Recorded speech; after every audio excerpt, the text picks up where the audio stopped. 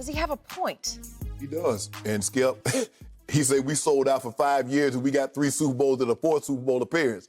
I know teams that'll sell out 5 years to get 1 Super Bowl appearance or 1 Super Bowl title, let alone 3 and 4 appearances. Skip, and that's what, but Coach Belichick, you're in charge of this now. So when you release Tom Brady and you're giving him a signing bonus, you have to understand that money's going to get accelerated in the dead cap space. You look at Stephen Gostkowski, Skip. He had years left on his contract. They released him. They also released Antonio Brown. They had a league high, 8, 10 opt-outs? That's, Skip, that's money. 8. They had 8 opt-outs, Skip. But only 3 really mattered. They're starters. Yeah. And so that's Hightower was $10, $11 million. Chung is money. All that money is going against your cap, even though they're not playing. You got $26 million in dead cap with 3 guys that's no longer on your roster. 2 of those guys are in Tampa now. Gostkowski is in Tennessee. So, Skip, look, we all understand that. Normally what happens is teams like to go for it, especially if they have a rookie quarterback, kind of like what Kansas City did. But that balloon payment, we talk about this, Skip, the housing market, that balloon payment is going to come due. We saw the Rams go for it, Skip, and they ended up having to release Todd Gurley. They released Aqib Talib. They traded Brandon Cooks. Well, they traded Talib to Tampa. They ended up releasing Todd Gurley. Those are sacrifices, but those are good sacrifices. Skip, it's hard for me to believe there isn't 31 other teams that would have done exactly what Coach Belichick. If somebody said, you know what, you're going to win 3 Super Bowls in a 5-year span, but the next couple of years is going to be real lean for you guys. Skip, who turns that down? Jerry Jones will go another decade, Skip, and win 5 games per decade if you give him 1 Super Bowl. If you give Jerry Jones 1 Super Bowl in the next 5 years, he'll say, I'm good. No, you can take me now. Coach Belichick is right. That's not an excuse. He thought they were going to be better defensively, and he says, you know what? We're going to play lights-out defense, and we're going to run the football, and we're going to get away with it.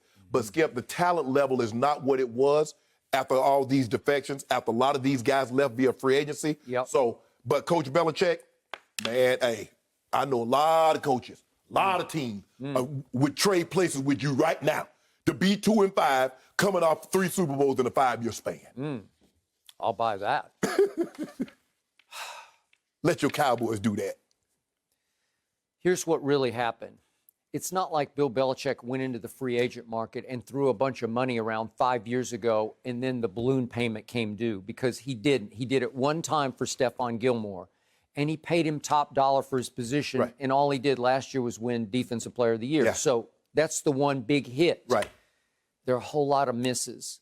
Sanu was such a big miss. He gave a second-round pick for Sanu last year at the trade deadline about 1 year ago, which is today, obviously.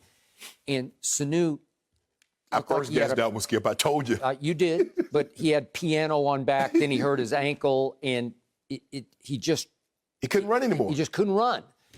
And he had off-season ankle surgery, and he still doesn't appear to be able to run. But God bless him. But the point is, if you look hard at what just happened, Bill Belichick, as a team builder, slowly but surely got exposed. And all of his swings and misses as a team builder, in the draft, some in free agency, some via trade, they all came due, but he had Tom Brady to cancel a lot of his swings and misses. Right? Yes.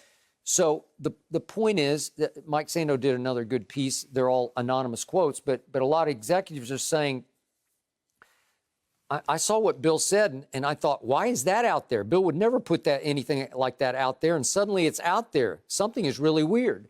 What's weird is they're 2-5. Right.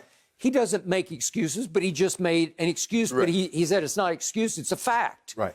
Okay, I get it. You're strapped against the cap.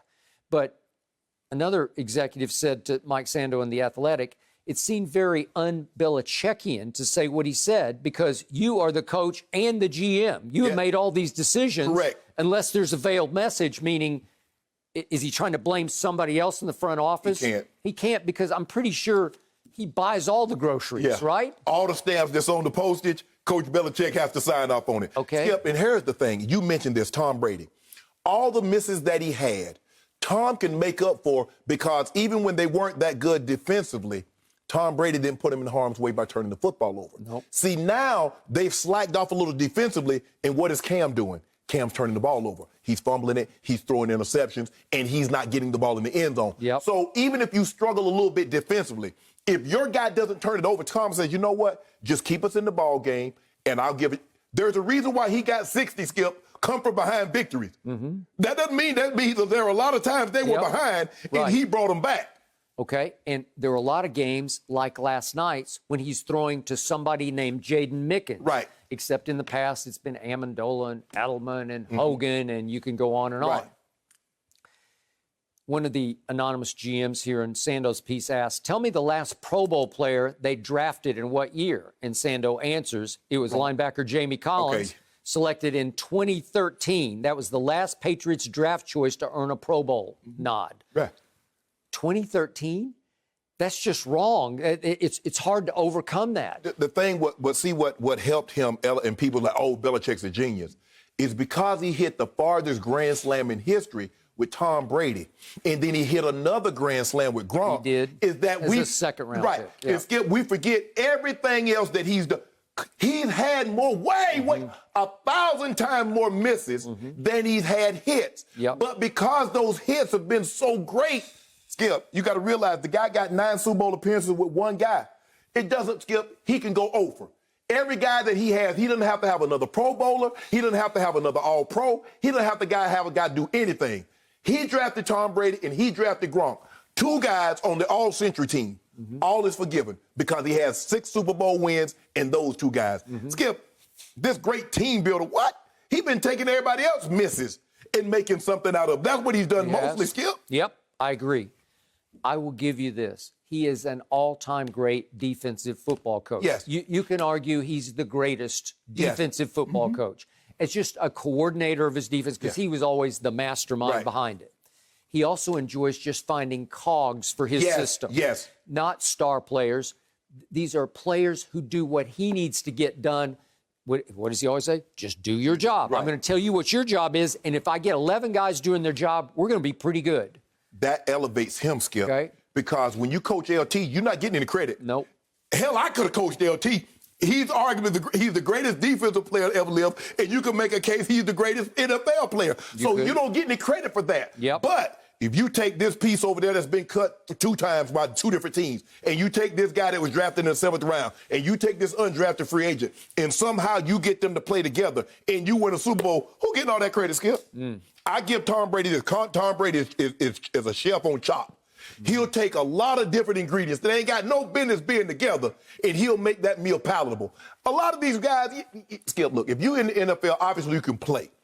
But Tom Brady gets them to play at a little better level than probably they would have had they not have Tom Brady. I know what it's like to play with a great quarterback and then play with a guy that's not so great. It's a world of difference. You don't think about it, Skip. I didn't realize it until I wasn't playing with John Elway. It's the little things. The way he puts the ball in your hands, give you an opportunity to run. He puts the ball right between the 8 and the floor. He's telling me, Shannon, there's problems on both sides. Get up in your shadow. How about the confidence when you just break the huddle with John Elway? Man, when I went on the field, we going to win this today. That's what I'm saying. you leave the locker room. Well, we got this. You got 7. They don't have 7. They don't got him. Okay? We get down 10 points. We get down 14. Okay, we good. How many times in New England did a bunch of average football players run onto the turf thinking, we got 12? Exactly. You don't have 12. We're going to pull this off. It's the same. And that's what great ones do, Skip. You look at Michael Jordan. Michael Jordan, early in his career, Skip, they won the game. They're like, man, they got Jordan. We can't beat them. They got Magic. We can't beat them. They got Bird. When you have a historically transcendent great player, it gives everybody else confidence. Skip, think about it. What they say, everybody in the East, man, they got Braun. We can't beat them. You got the guy they traded him from Toronto, DeMar DeRozan. He said it's hard to get past. Don't bring his name up on the show. I can't take it. DeMar DeRozan said it's hard to get past that mofo. He said, y'all think it's easy, but y'all see what he did when he came to the West? He said it's not easy. Come on, Skip. Look at those guys. Matthew Dellavedova ain't got no business going to the NBA Finals unless it's as a correspondent for Australian television. He in the finals game as a starting point guard. But he made in game 2, it was that they won. He made the putback and won. He made 2 or 3 big little plays. He was pretty good. Yeah. I mean, he's a smart, crafty. I don't believe, as good as Edelman turned out to be, I don't believe he'd have been that had he not played with Tom Brady. I agree. I don't believe Amendola would have turned out to be what he was had he not played with Tom Brady. Yep. Really, when you really look at it, Gronk was going to be great, but would Gronk have been as great? I don't know. Randy was the only one that was made before he got to Tom. Skip. Yep. Everybody knew what Randy was. He just lost interest in Oakland. And then once he got with Tom, somebody that was passionate about it was like, bro, I need you. We need each other. Caught fire. CAB. Yes. About to happen. Yes. Again. Final thought on Belichick. Now ESPN is reporting that Stephon Gilmore is available at the trade deadline for a first-rounder and a player, like a good player. Right. So I don't know if anybody would bite on that. Skip, you saw this coming. When they redid it, when they gave a little extra money this year, you know what that means, Skip. Oh, he asked him. See, what happened was, behind the scenes, his agent went and asked for some more money. Coach Belichick don't like that. Yep. Just like last year, Skip, I don't care Well, what he anybody... was the defensive player of the year. Tom, Yee, I think that's Tom's agent. They asked for Bill for some more money. Bill said, this is what I'm going to do. Now, that's what my grandma said, boy, I'm going to give you this little piece of money and I get on out my room. They gave Tom Brady $8 million onto his contract. Coach Belichick said, now get on out my office. You know it was just a matter of time. Skip, he's like, the way Coach Belichick operates, Skip, I done gave you the contract. I gave you the money. Now don't come back in here. And Stephon Gilmore, once I saw they did that, I was telling Todd, I think I was talking to me and Dion was talking. I said, why Stephon Gilmore gonna be gone? Well, you could be right. Does that mean they are completely tanking or rebuilding or whatever you want to call it? He said the kind of money, Skip, Stephan's what, about 30, 31? Might be 30. Yeah, I believe he's He 30. said the kind of money that I'm gonna have to pay and that kind of production, he said, nah, I might as well go ahead and try to get something for it, let somebody else deal with it. It sounds like they might be angling toward drafting a high quarterback, high-pick quarterback. They try to get a quarterback, Justin Fields or Trevor Lawrence. Sounds like it to me. Oh, that ain't Coach Belichick. I don't know how you stomach that. When you win as much as they won, and then all of a sudden say, you know what, hey, I don't know. I know, but you're just looking at mediocreville for the next 3 years. If you just keep trying to fight forward with Cam and a bunch of junk around Well, him. you better find a quarterback. Yeah. If Cam's your guy, you better put some pieces around him because without a quarterback, Skip, I don't care what else you got. Yep. You ain't going nowhere. All I know is that Belichick wanted to be the face of that franchise, the star of that show, and now he's got his national ad campaign. He is Coach Subway. Skip. He is on every other commercial. Coach Subway. Way to go, Coach. Yeah, I need to and you're work on his 2-5. acting. He wanted to be the face of the franchise, Yep. but he didn't want the gas face. That's he correct. wanted the smiley, happy Not very face. animated in the ads. Like, Yeah. it was just typical Bill Belichick. Yeah. Thank you for watching. You can subscribe here to get the latest from the show, and be sure to check out more of the best clips from Undisputed, or go watch a few other segments from our other shows on FS1.